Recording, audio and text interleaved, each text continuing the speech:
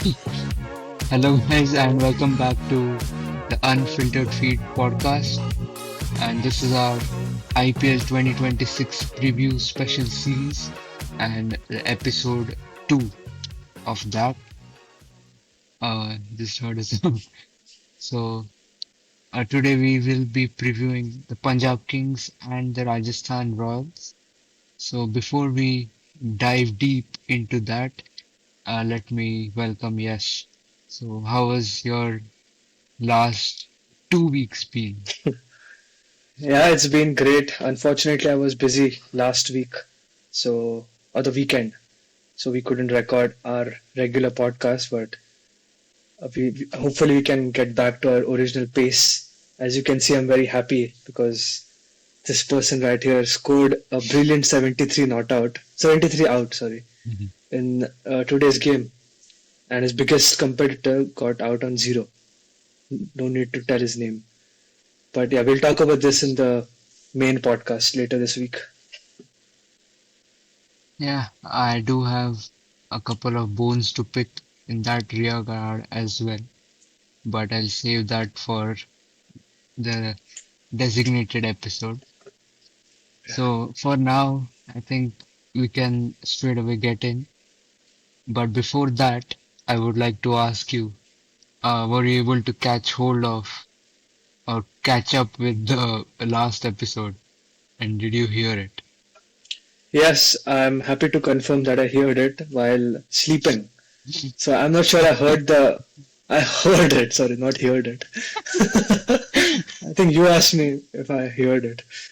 So I heard it while sleeping. So I don't think I was able to hear the entire episode, but I think the first 15 to 20 minutes I was able to hear, and uh, I was very impressed with the way you kept the momentum going because I thought that you would, keep discussing about one thing for a long time and then Mhm. eventually rush with the remaining topics, but you managed to pace it very well. So very happy and good job with that. Hopefully you won't have to do it many more times, but if you Mhm. have to, then I'm happy that you have done a good job. So I can trust you in the future. Yes, so the podcast is in safe hands either way. So I think on that note, we can move into the IPL previews. Yeah. So which team do we want to begin with? RR or Punjab? Yeah. Before that, I want to say sorry to all the IPL and Punjab fans because in our first episode, which was the last one, we said that we would go from the two extremes of the points table. So we would cover the first and the last team. And after recording it, I realized that Punjab Kings were the team that placed first last time. But because RCB won the title, we thought they were P1. So very sorry.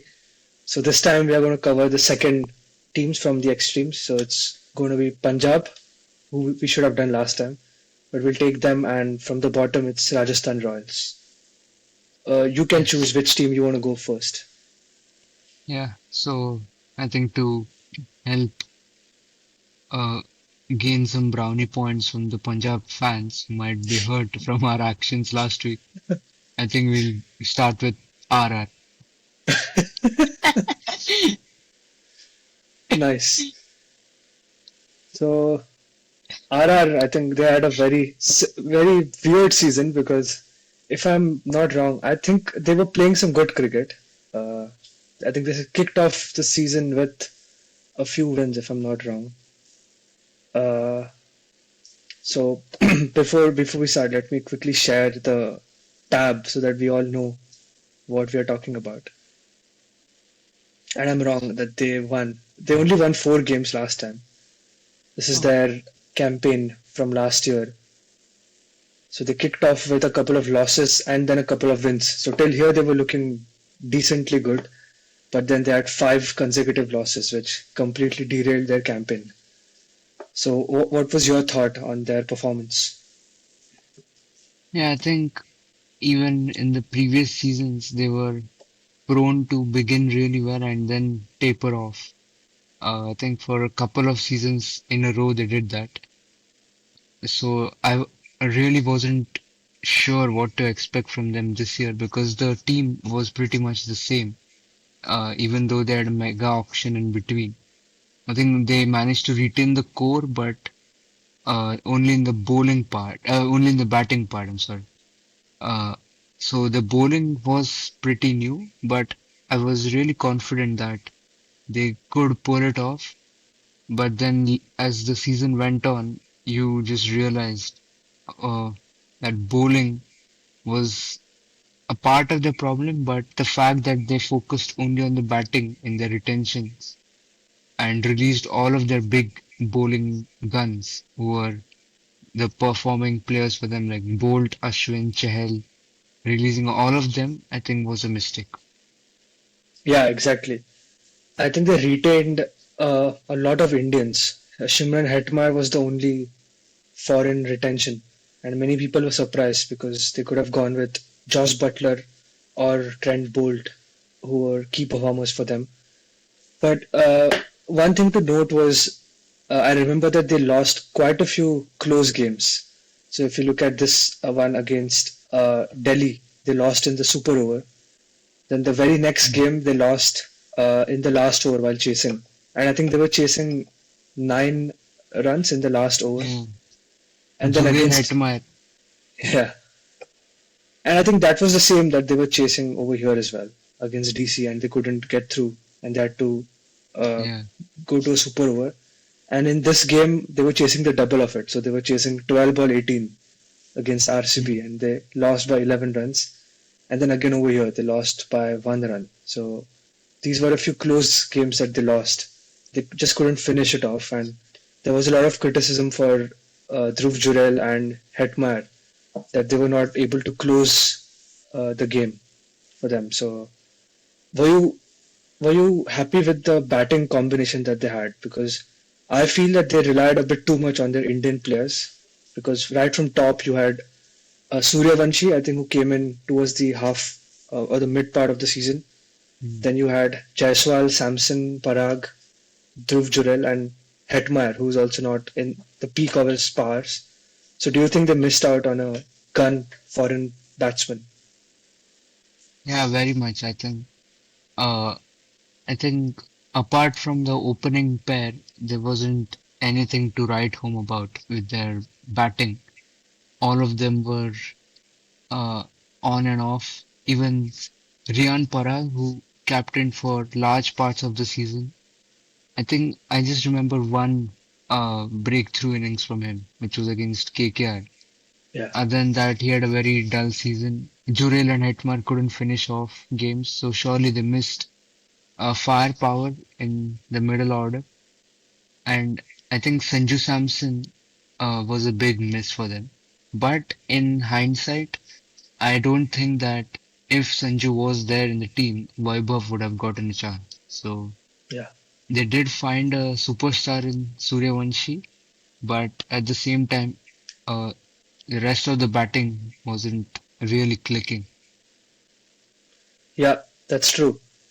Uh, if we take a look at their, uh, I wanted to take a look at their stats, but I think it will be a bit too tricky. Let's try. If we look at the top run scorers according to the team, I'm not sure if I'm able to do that. Okay, but let's look at RR's top run scorer, and it's Yashasvi Jaiswal, who's only P7. So that explains it. And 559 runs is not a mega season. 600 is usually considered to be pretty good, and players usually end up scoring more than that. But if you look at Jaiswal, after that, there's Riyan Parag who's on 393. And then after that as well, there's Jurel on 333. So, as you said, the batting let them down a lot. Jaiswal was the only person who was scoring runs, and I think he also was a bit inconsistent. Mm. So that was the biggest issue for them. Yeah, What do you? and I think Yeah, the batting, I think it is normal for a batting lineup to not click, but where they really struggled was the resources that they had. They yeah, simply didn't factor in for this kind of a poor season for multiple batters, so they didn't really have backup, which was really surprising considering that the think tank consisted of players like Dravid, Sangakkara, and a lot of like well-known or I think knowledgeable people, and they Yeah. still managed to just mess up the batting big time. Yeah, that's correct. And I think a lot of this was down to their retention because when we both were discussing, I think that was a very big surprise because I think they were the only team other than Mumbai Indians who used all their retentions. But for Mumbai, I think it was, or I think Mumbai also didn't use one, if I'm not wrong. But with Mumbai, it was quite clear because they had so many stars, they had to retain all of them. But for RR, I was surprised that they retained players like Shimran Hetmeyer or even Yeah, Riyan Parag for that matter, because the price that they retained him for, I don't think he's worth that much right now. Obviously, in the auction he would have gone big, but I think they could have gotten him and Dhruv Jurel and even Hetmeyer for a lower price. So I think they paid a bit too much there, and then they couldn't get the players that they needed in the auction. yeah, they spent 14 crores on Dhruv Jurel, which is just laughable if I'm being honest, and Yeah, 11 crores on Shimron Hetmeyer. So that is, I think the purse was 110 or something. yeah. So that's almost one fourth of your purse gone on two players. Both underperformed.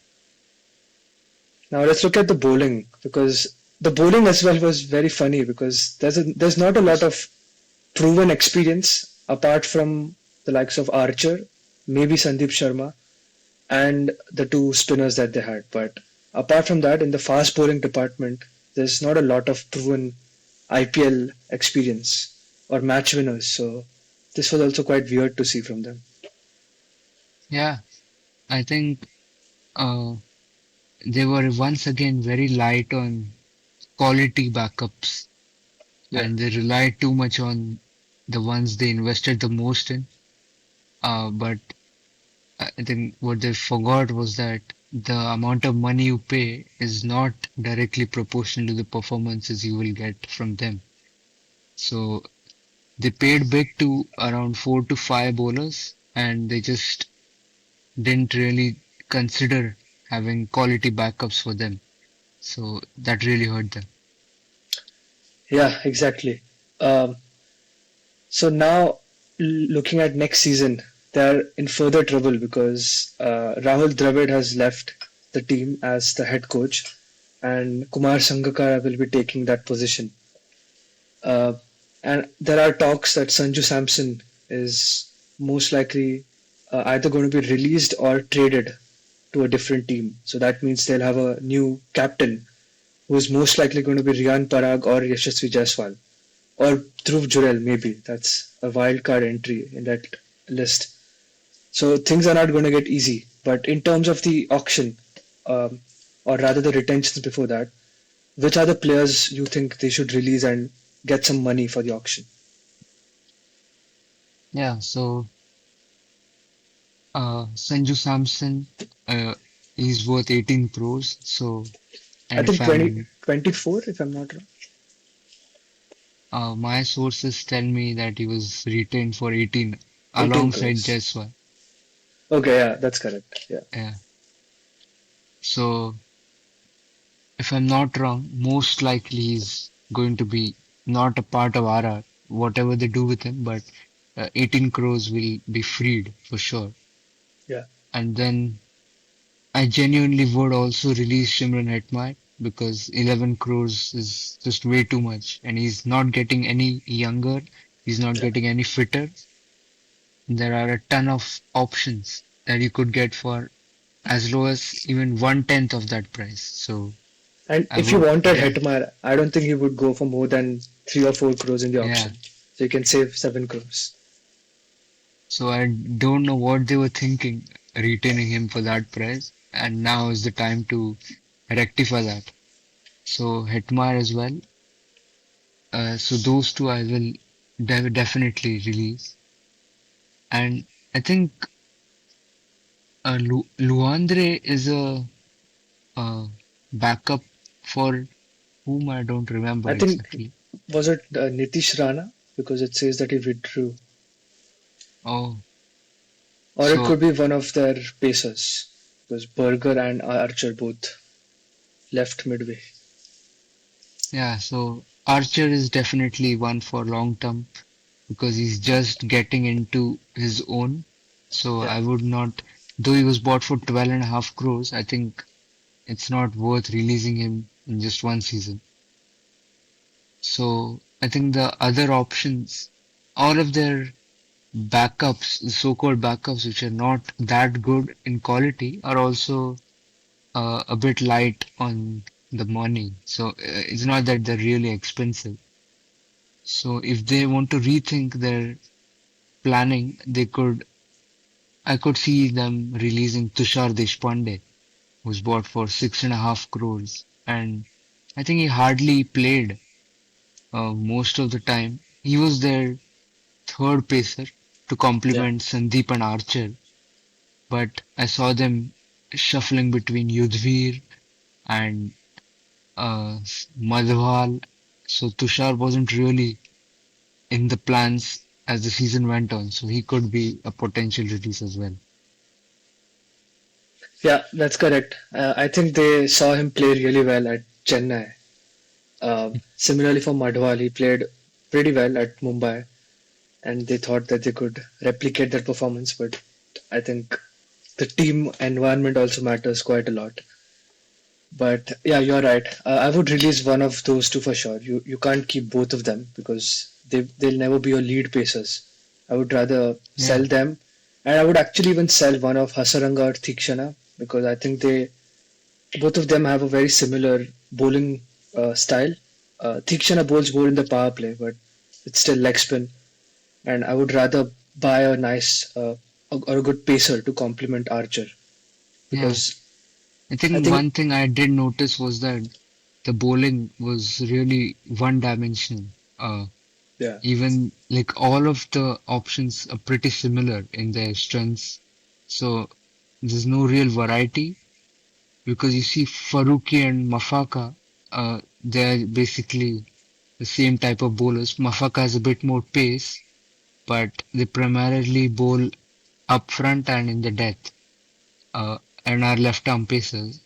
And also Tushar, Akash, Yudhvir, all of them are the same type of bowlers. Sandeep as well So to an yeah, extent. so they need a lot of variety in their bowling. So that is what they should be looking for. Is there any one player that you think would fit in this RR squad and add a lot of value? I think if RCB release him, Nuwan Thushara could be a good addition, maybe as a backup for Archer, and he provides some genuine variety. And I think if they trade Sanju Samson I, to some team, I think in place of a player, I think they have to be really smart about the player that they demand for, because you don't want to have another type of player that you already have. Yeah, So I think that's where, if they, for example, if he goes to CSK, you don't want to be looking at another middle order player like Shivam Dube in place because you already have a lot of those in Parag, Jurel, Hetmar. So you have to be smart about that. And I think uh, one thing that I noticed is they really didn't get their scouting correct, or they relied too much on players that they had already seen. Because Shubham Dubey, Kunal Rathod, Ashok Sharma, yeah. all of them have been a part of RR before, and all of them have trained under Zubin Barucha. So I just felt that they were a bit lazy. Even players like Kumar Kartikeya, Akash Madwal, and uh, Tushar Deshpande are ones who have performed well for other IPL teams, and they've just taken them on that basis because uh, There's just something wrong with the way they went about their auction, and very rarely seen professional IPL teams uh, gamble this big. So it was weird to see, and hopefully they'll manage to reclaim a bit of the lost ground. Yeah, they're quite lucky because a lot of big players are expected to be in the auction. I think players like Mitch Stark, Cam Green, uh, mostly Glenn Maxwell or Marcus Stoinis, Hendrik Klase maybe. So all these players are going to be in the auction. So if they make the right choices, they can still recover. Because usually after a mega auction, it's difficult to recover. But I think they still have some chance if they play it right this time. So hopefully they do that. And I think I heard that the owner as well. Uh, I think he gave away the team. Yeah, The British owner. Josh Mac Yeah. always mess his name up. But is And Manoj even Badale still with the team, or has he also moved on? yeah, I think he's still there. Okay. And the other owner, his name was uh Jake Lush Macrum. yeah. So he's gone, and I think there a lot of the support staff is also left, Yeah. if I'm not wrong. So it's a big reshuffle for them. But yeah, at this point, if there's nothing that can go wrong for them because everything went wrong last time. So they're at the rock bottom. So from here, they can only go up. Yeah, So that's the positive for them. And their fans. So if you're a RR fan, please mention in the comments who's one player that you would like to see RR go for. Is it Cam Green or is it Henrik Klase? Or if Sanju Samson is traded, then do they just ask for money or do you think they should demand for one or multiple players? Do write your thoughts in the comments. That will be great to read. yeah. So just to confirm, Sairaj Bahutule was the spin coach. He left and is now the coach of Punjab Kings. Oh, And okay. Dishant Yagnik, one of their infamous players and coaches, has also left. So they're planning something big, and hopefully they can resurrect their team. Yeah, RR doing well is always nice for the IPL because they are a nice bunch of players and their social media game is really good. So when they win, they Yeah. also have some positive content that they push out on social media. So it's nice to watch. I think they were one of the first teams to really be known for their social media game Yeah, back in the day, and other teams just had to follow up and had to keep up with them. yeah. So that's enough, I think, with RR. Do you think? Uh, I think this is not that good of a question, but do you think they'll do better in the IPL? But obviously, we'll have to wait and watch what squad they put together. But now let's move to Royal Challengers Bangalore. This is what I should have said last time, but we missed out. And now we will go to the actual table toppers of 2024. I think they did this for the second time in their IPL history, or was it the first time? I don't know in 2014 if they finished first or second. Pretty irrelevant team, I feel. Let's talk about Punjab Kings. And this Yeah, was one team who once again had the biggest purse going into the auction. And they've had this yeah. several times. And they fumbled every single time. So I was absolutely convinced that they would do the same thing again. But I think you were thinking a bit differently because they had Ricky Ponting as the head coach who hasn't done a lot of bad things in the IPL. So you believed in them and they actually did a very good job in the auction itself and then obviously in the tournament. So I think I'll give you the chance to talk about this team. I think it was one of your favorite teams of the last edition. Yeah. Before the tournament started, I had pitted them to be as one of the hot contenders, not just for top four, but even to win. And I think they didn't disappoint me. What was good was they really went all in with their philosophy and backed their coach, Ricky Ponting, because I heard that previous coaches weren't given the kind of freedom Ricky Ponting was given. And even he acknowledged that the owners didn't interfere this time around, which was good for him and the team. Yeah. So I think the biggest buy was Shreyas Iyer. They retained just two players, Shashank Singh and Prabhsimran Singh, contrary to Rajasthan Royals' strategy. And these two were also uncapped, so they just spent 9.5 crores on these two and got two players who were probably starters. That's what Ponting would have thought. So a very smart way of operating in the retentions, and they had a huge purse and they could go after the players that they actually wanted. So everyone knew that they would go after one big player from Shreyas Iyer, KL Rahul, Rishabh Pant, all of them, and they did.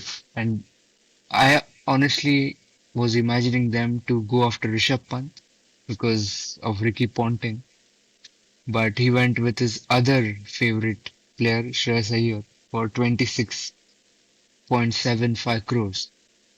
So I think that set the foundation, and then the team just did well. So what do you think of the kind of players they bought, and were you impressed with their auction strategy? Yeah, I was very impressed. As you said, the retentions were very smart because not only did they have two uncapped players, but they had two starters, as you said, and one of them was an opener and a wicket keeper. So two very important roles were already satisfied without spending a lot of money. And Shashank Singh, as we know, he is a very good finisher and is probably destined to play for India soon. That's what he says at least. So the retentions were very smart, and actually in the auction, I think I was pretty convinced right from the beginning that they would go for either KL Rahul or Shreyas Iyer because Ricky Ponting has seen Rishabh Pant up close at Delhi Capitals, and he wasn't very impressive as a captain for Delhi, and you could see the downfall after Shreyas Iyer left because with him they made it to the IPL final in 2020, qualified the previous year, and even in 2021 until he was the captain they were doing pretty well. And then, or I think he missed out the first half, and then Rishabh Pant took up the position, Yeah, but the but the team team was itself was built very well. good and it was built by a year. But then in 2022 and since then they've had a massive drop. So knowing that, I think a year was the favorite. But apart from that as well, they got a lot of talent players, and I was very impressed with the kind of all-rounders and bowlers they had. I think Arshdeep Singh was someone that they didn't retain, but they bought him back. That was pretty clear. And they also got some really good pacers, the likes of Lockie Ferguson. For the games he was there, he played really well.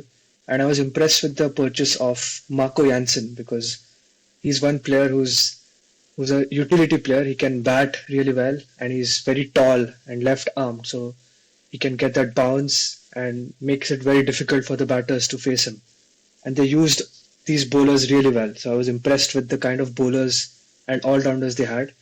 And the batters, of course, you had to trust your Indian players. But I think Priyansh Arya was someone who I didn't expect would do this well. Obviously, you had told me about him as well. So you knew this, but I didn't expect him to do this well. So they kind of got lucky with that. But I think the bowling was something that they really impressed me with.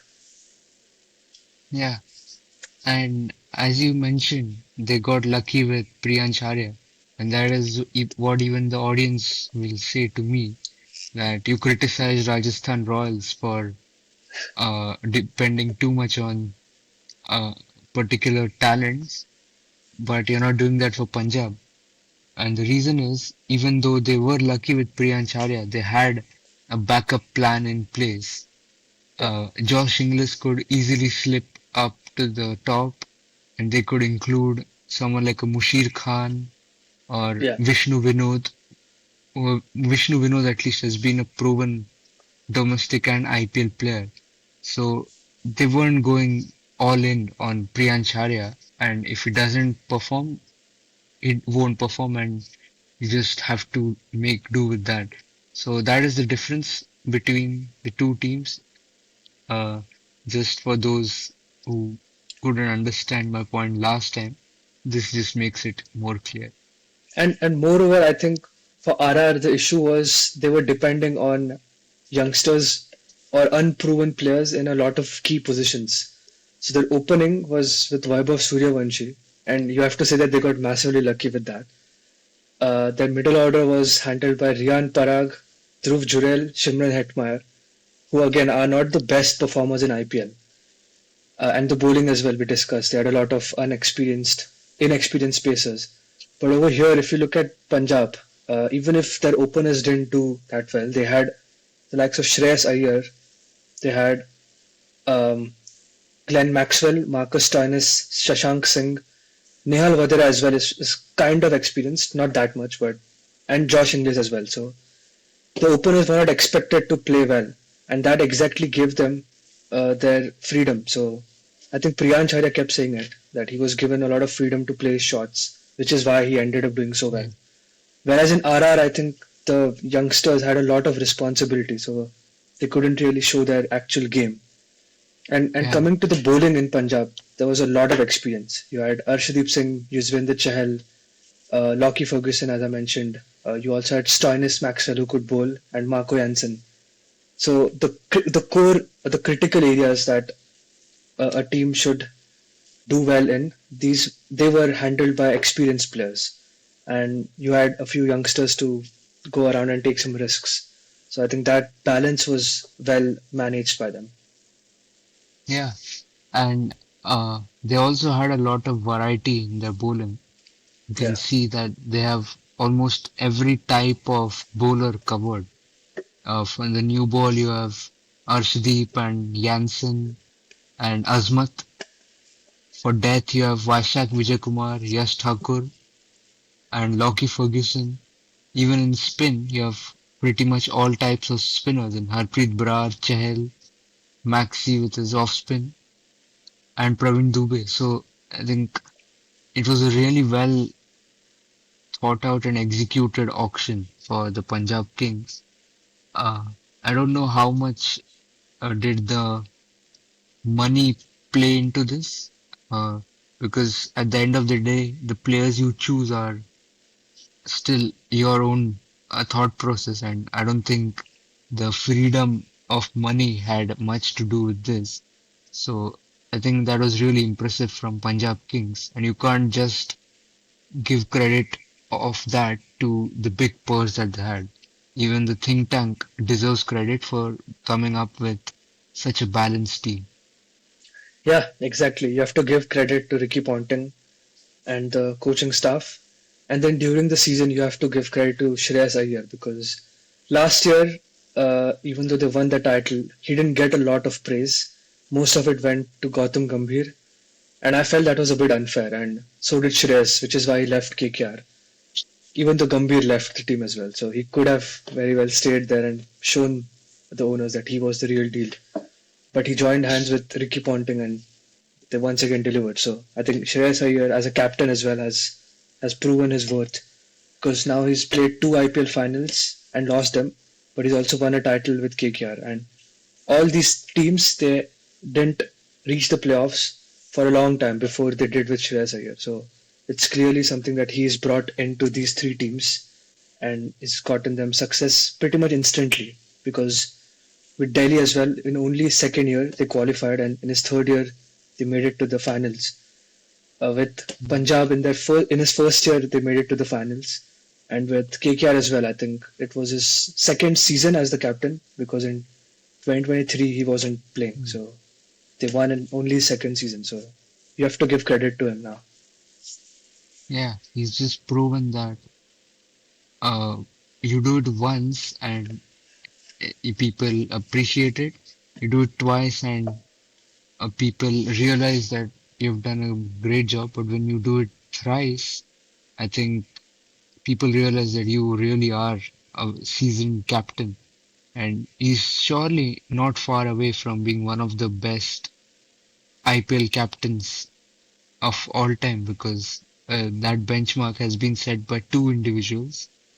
And other than them, I think can't remember someone as good as Shreyas Iyer has been. Yeah, he's in fact the first captain to lead three different teams into an IPL final. And I'm pretty sure he's Mm. also the first captain to lead two different teams into a final because I don't remember anybody else doing that. But three is very much, it's almost impossible to think of. But he's done it. And with three mediocre teams historically. KKR not that much, but Punjab and Delhi are extremely mediocre. And taking them to the final is a big thing. Yeah. So I think moving on to what they could change for the next season, I don't Yeah. think they should change much, but inevitably they will. I think Marcus Stoinis was pretty overpriced for the kind of performances you expect from him. Uh, 11 crores is what they spent on him, and 18 crores on Chehel as well. Uh, Yeah. not to say that he's not worth that, but I think he could be bought at a cheaper price. Yeah, these players are not getting any younger. As you said, Chahal, he's now 34 and he's not played a lot of international cricket in a long time. Stoinis is 35, Maxwell is 36. So as you progress every year, their performances are going to go down and they're going to go down faster. So you have to decide the right time when you want to drop these guys because I think there are a lot of nice replacements that are available. I don't think Yeah, they'll probably release Chahel this season because he still did a very good job for them last year. yeah, But they might release Stoinis or Maxwell for sure. yeah. Stoinis is one that I would definitely leave because you've got Azmatul Omarzai and Aaron Hardy Yeah. both play a very similar role. Suryan Shedage as well has a high ceiling. So I think you've got enough backup for Stoinis. What's one position that you think they need to strengthen? Is there any one particular player or role that you think they missed out on last season, which they can fill with a better player? Uh, I think one thing they can work on is to have a backup top order player because Prab Simran, Priyansh Arya, Josh Inglis, uh, it was in some way their luck that all three of them clicked together. And because these three are very volatile, if to put it straightforward. I think all Yeah. of them can have great highs, but also very deep lows. So uh, you didn't really have that kind of backup that you could replace more than one from your top three.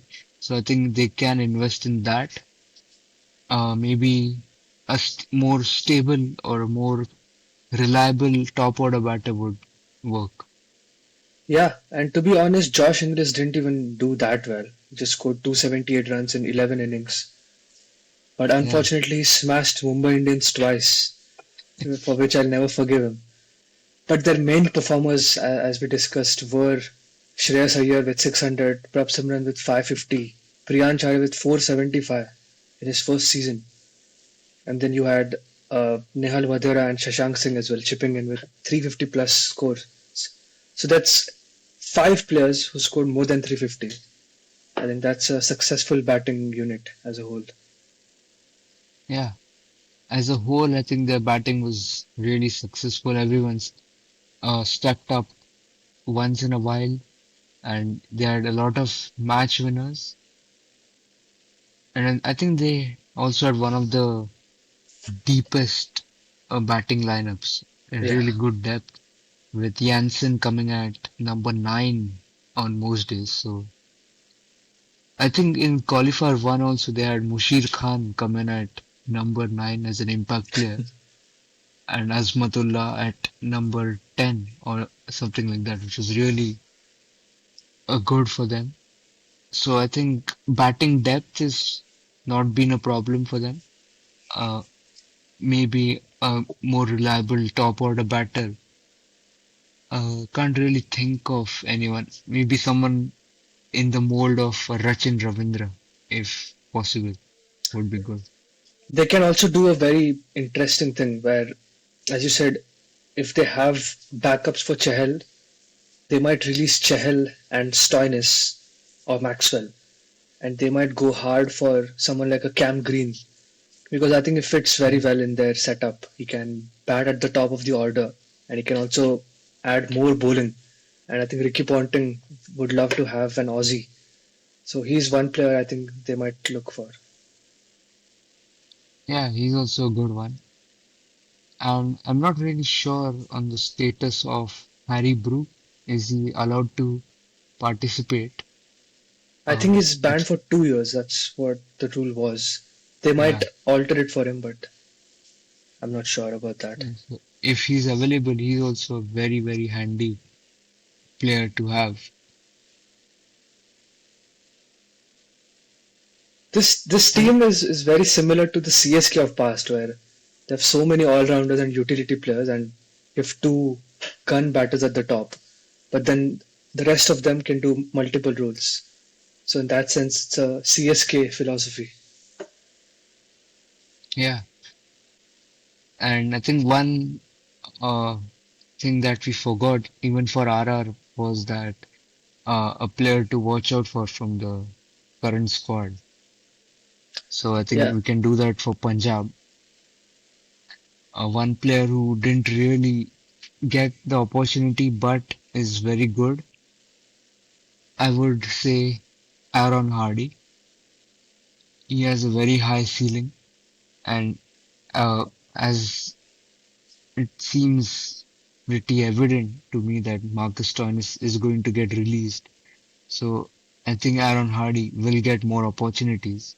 He's worth 1.25 crores in this setup, so I don't see him being released, but I don't really know. But wherever he goes, even if he goes to some other team, and even in Australia in the near future, I think Aaron Hardy is the one to look out for. Xavier Bartlett also is good, but on IPL, in the conditions in which IPL is played, I don't think he can provide that kind of reliable. He's not that reliable. But Aaron Hardy, keep an eye on. let's take that not with a grain of salt, but with a minus infinity grain of salt because your predictions are mostly true. So I'll keep an eye out for him. I think one player that went under the radar a bit was Nihal Vadera because the top order and Shreyas Iyer and the bowlers were doing so well, and Shashank Singh as well. I think Nihal Vadera, his contributions went a bit unnoticed, but as we saw, he scored more than 350 runs. So I think if he gets a better role where he can have a fixed position, maybe come at number 4 after Shreyas Iyer, Mm. I think he's someone who can create records for them, as we saw with Mumbai Indians as well. And I think he's one to watch out for, not just for Punjab but also for India in the future. Yeah. And now that I think of it, even Shashank Singh himself went really under the radar this season, though he was very, very good.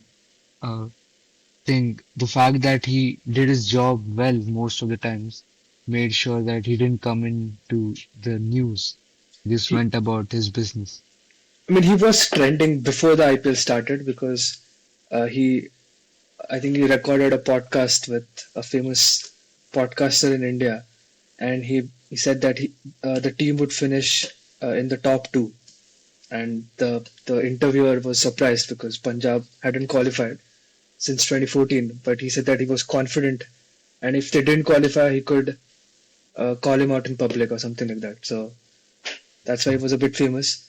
But yeah, as you said, throughout the season, he just kept doing his job really well. There's also one more player. Uh, I forgot who I want to talk about. Uh, I think I'll come back to it later. Yeah. So with that, we have pretty much wrapped up this episode. Oh, you forgot about RR's player to watch out for. Uh, for RR, I think he has been in the limelight before in IPL, but didn't really get a lot of chances. He's Yudhvir Singh Charak for me. He's been doing really well. He's also just like almost every other Indian pacer has been down with injuries. So at his peak, he can touch 150 consistently, which is quite rare for an Indian bowler. But you know why it is rare, because the injuries just keep coming. So hopefully Yudhvir has a full season to play next time around. I think he has a lot to offer and can, as the season, by the time the season ends, I think he can take up Sandeep Sharma's role in the team as a second pacer because those Jaipur tracks are really suited for his style of bowling more than Sandeep. Yeah, that's a good pick. My player to watch out for, he's not really someone you need to watch out. You're already looking at him.